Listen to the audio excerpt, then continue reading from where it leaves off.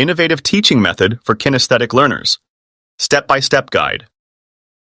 Kinesthetic learners learn best through hands-on activities, movement, and physical interaction.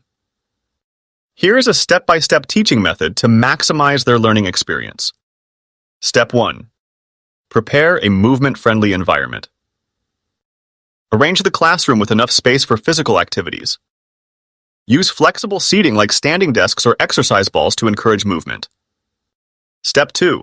Incorporate hands-on activities. Use experiments, models, and craft projects to teach concepts.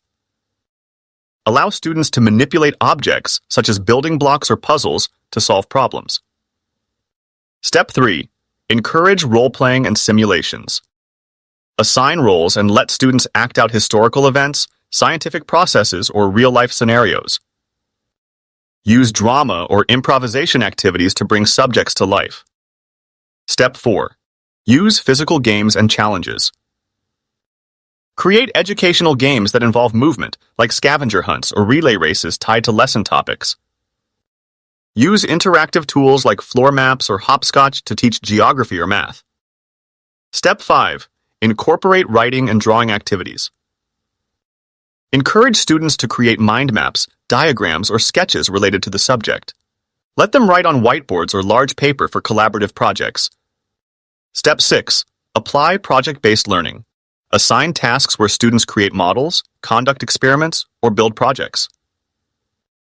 Encourage group work to build teamwork and enhance learning through shared physical activities. Step 7. Introduce technology and interactive tools. Use virtual labs, simulations, or 3D modeling apps to provide hands-on learning digitally. Incorporate tools like tablets or touchscreens for interactive exploration. Step 8. Break lessons into short, active segments. Use short, engaging activities followed by discussions to maintain attention. Include frequent breaks for movement or stretching to reset focus. Step 9. Use real-world applications. Organize field trips, workshops, or internships to provide practical learning experiences. Demonstrate how concepts apply to real-life situations through tangible examples. Step 10. Provide kinesthetic feedback. Offer feedback using demonstrations or physical adjustments, for example, showing correct posture in sports or art. Encourage self-assessment through physical tasks like redoing experiments or improving craft work. By following these steps, educators can create a dynamic and engaging learning environment that caters to kinesthetic learners, helping them grasp concepts efficiently through physical interaction and